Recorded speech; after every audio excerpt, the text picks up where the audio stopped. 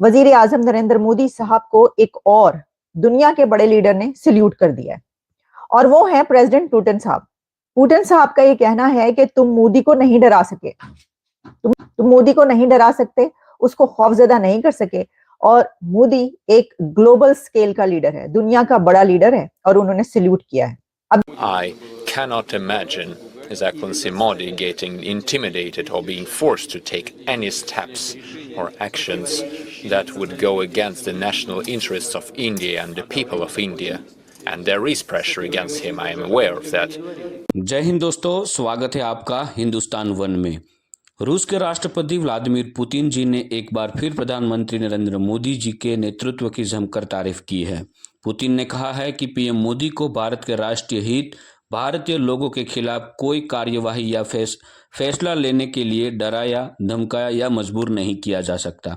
रूसी राष्ट्रपति ने जोर देकर कहा है, भारत रूस संबंध सभी मोर्चों पर आगे बढ़ रहे हैं। उन्होंने आगे कहा कि मैं कहना चाहता हूं कि रूस और भारत के रिश्ते सभी दिशाओं में विकसित हो रहे हैं। खास बात यही है कि इस मुख्य गारंटी पीएम मोदी की नीति है। पीएम मोदी भारत के हित में लगातार फैसले ले रहे हैं। उन्होंने कहा है कि कभी कभी भारतीय लोगों के राष्ट्रीय हितों की सुरक्षा पर पीएम मोदी के सख्त रुख से मुझे हैरानी होती है। मोदी को नहीं डरा सकते, उसको खौफजदा नहीं कर सके, और मोदी एक ग्लोबल स्केल का लीडर है, दुनिया का बड़ा लीडर है, और उन्होंने सल्यूट किया है। अब ये क्यों किया है, उन्होंने ऐसी बात क्यों की है? जहां सभी करते चले आ रहे हैं तो उन्होंने भी कर दी, तो कौन सी ऐसी एक अनोखी बात होगी?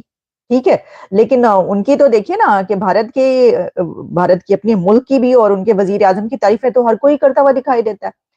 तो अब पुतिन साहब जो हैं, उन्होंने ये बात इस बिना पर कही है कि यूक्रेन और रशिया की जंग के दौरान बहुत से ऐसे मौके आए कि जब कंट्रीज पर प्रेशर आया। हमें याद है कि हम ये खबरें आप तक पहुंचाते रहे, कई कंट्रीज को प्रेशराइज करने की कोशिशें की गई, और हमेशा ऐसा होता है, ये भी कोई अनोखी बात नहीं है। जो ब्लॉक्स हैं वो इसीलिए बनते हैं कि कोई हमारा तरफ आए, हमारी साइड ले, और कोई किसी और की तरफ चला जाए। तो ऐसा करने की कई मर्तबा कोशिश की गई कि कंट्रीज को ये कहा जाए कि जनाब ये जो यूक्रेन है आप इसका साथ दें, या रशिया जो वो चाहता था हमारा साथ दें।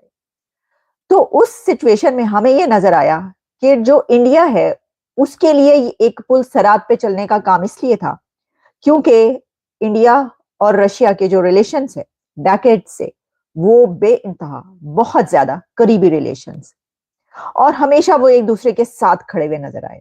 अब इस सिचुएशन में कि इंडिया वो कंट्री के जो नॉन अलाइनमेंट की मूवमेंट की बात करता है, और एक ऐसा कंट्री बन चुका है, इतना ताकतवर हो चुका है कि उसको अब ये देखना होता है कि भाई हम किसी के कहने पर किसी की साइड ले सकते हैं क्या, और ये भी कि उनकी तो ट्रेड, उनकी इन्वेस्टमेंट्स और उनके जो एग्रीमेंट्स है वो पूरी दुनिया के कंट्रीज के साथ है, उनका दुश्मन हो या उनका दोस्त हो। तो इस सिचुएशन में ऐसे मुल्क के लिए जो एक ऐसे स्टेटस जिसके पास मिल जाए उसको, और एक ऐसे स्टेचर पर हो, तो फिर बहुत मुश्किल होता है ये फैसला करना। और फिर ये नजर आया, ये फैसला किया गया कि जो कि प्रेसिडेंट पुतिन ने कहा है कि उस दौरान इंडिया ने बड़ा एक सॉलिडारिटी ना सिर्फ शो की बल्कि स्टैंड लिया इस बात पर कि वो किसी की तरफ टिल्ट का नहीं शो करेंगे। ना तो उन्होंने रशिया की जो है वो मुखालफत की किसी के कहने पर, और बल्कि हमने ये देखा कि उन्होंने चीप ऑयल, उसी दौरान उन्होंने धड़ाधड़ तेल खरीदा। अब देखिए जो प्रेसिडेंट पुतिन ने बात की है, इंडिया के तेल खरीदने के बिना पर ना सिर्फ ये कि रशिया को फायदा हुआ, और रशिया ने इसका इजहार भी किया। अभी मैं आपको सुनाती हूँ वो बात कि जो प्रेसिडेंट पुतिन की तरफ से प्राइम मिनिस्टर नरेंद्र मोदी को सैल्यूट किया गया, उन्होंने क्या बातें की वो मैं आपको बताती हूँ। लेकिन जो ये है ना फायदा होने की बात, इस पे डॉक्टर जयशंकर की तरफ से भी ये कहा गया था कि हमारी इस स्टेप की बिना पर यूरोप को भी फायदा हुआ है, कि इंडिया ने उस वक्त एक ऐसी पॉलिसी अपनाई, एक ऐसी स्ट्रेटेजी अपनाई कि जिस बिना पर यूरोपियन कंट्रीज ने भी तेल लिया, वो तमाम कंट्रीज के जो खिलाफ थे, किसके?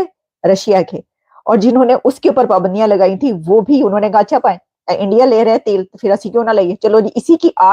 उसी की आड़ में बाकी कंट्रीज ने भी उससे फायदा उठाया, और इस बिना पर जो एक सप्लाई चेन की ब्लॉक्स होती हैं या बहुत सारे ऐसे इश्यूज क्रिएट होते हैं, वो कुछ इश्यूज नहीं क्रिएट हुए।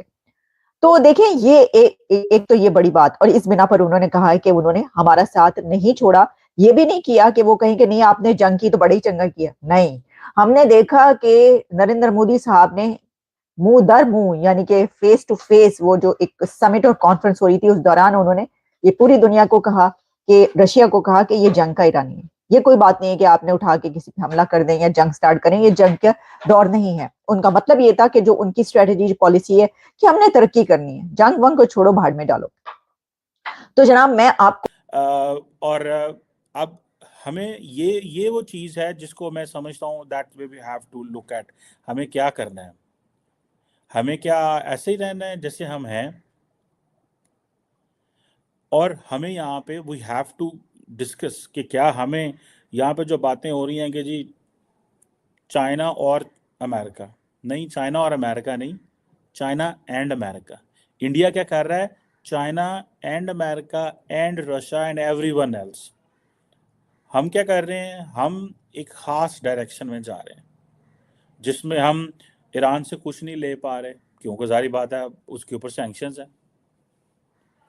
अब हमें that is what the hedging strategy should be in international politics में। यही होती है कि जो छोटे मुल्क होते हैं वो कोऑपरेट करते हैं तमाम ममालिक से।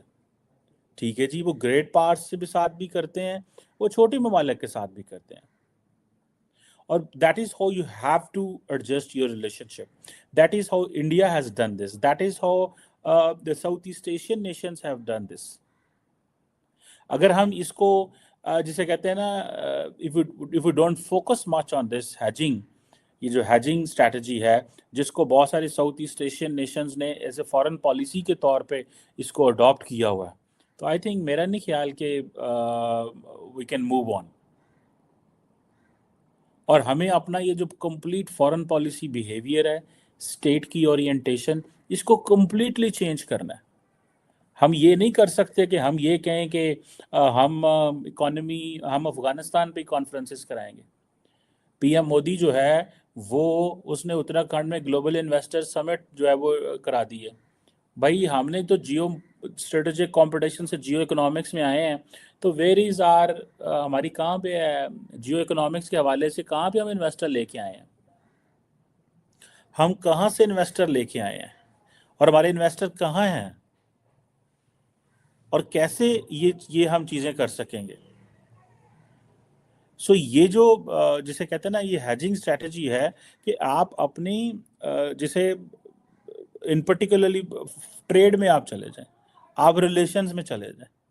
जैसे मैंने ये बताया कि आपने इंटरनेशनल पॉलिटिक्स में हैजिंग जो स्ट्रैटेजी होती है वो ये होती है कि आपने तमाम जो छोटे कंट्रीज़ हैं उनके साथ भी ऑपरेट करना है और ग्रेट पावर्स के साथ भी ऑपरेट करना है।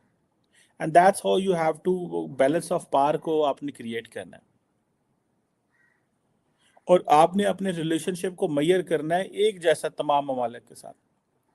कल आपने पुतिन को सुना, वो किसी जगह मेरे ख्याल कॉन्क्लेव में कि जिस जगह बात कर रहा था, तो उसने कहा कि I am admirer of prime minister Modi. किस तरह? उसने कहा कि उसके ऊपर वेस्ट से बड़ा प्रेशर है लेकिन उसने ताल्लुकात को बैलेंस कर दिया, उसने बैलेंस करके दिखा दिया। अमेरिका जो है, इसमें कोई शक नहीं है कि इंडिया के पास ऑप्शन ज़्यादा हैं, इंडिया मार्केट बड़ी है, इंडिया बायर ज़्यादा है, इंडिया ने 40-45 अरब डॉलर का तेल खरीदा है। India has done a lot on those lines, मैं ये नहीं कह रहा, लेकिन हम अपनी ओरिएंटेशन कब चेंज करेंगे? हम कब बात करेंगे भाई आर्टिफिशियल इंटेलिजेंस पे? हम कब बात करेंगे आईटी पे? हम कब बात करेंगे? हमारी जो कॉन्फ्रेंसेस हैं, हमारा जो डिस्कोर्स है, वो सारा टाइम सिक्योरिटी भी है। सानू अफगानिस्तान ही खा चला है, या हम उसके हक में पॉलिसियां बना रहे हैं या हम उसके खिलाफ पॉलिसियां बना रहे हैं। हमने अफगानिस्तान के अलावा सोचा ही कुछ नहीं 70-75 सालों में। हमारी कोई इसमें अंडरस्टैंडिंग नहीं है कि यार अफगानिस्तान की होन की डे है। कभी हम कहते हैं कि तालिबान जड़े ने साढ़े यार ने, साढ़े चाचे मामे बाबे ने, कभी हम कहते हैं नहीं ये साढ़े कख नहीं लागदे, इन्हों फाड़ लो, लतर ला लो। ठीक है जी। सो ये जो क्वेश्चन है, मैं समझता हूँ कि दिस इज एज ऑफ ये जो ना मल्टीप्लेक्सिटी का ज़माना है। आपने मल्टीपल जो एरियाज में इंगेज करना है।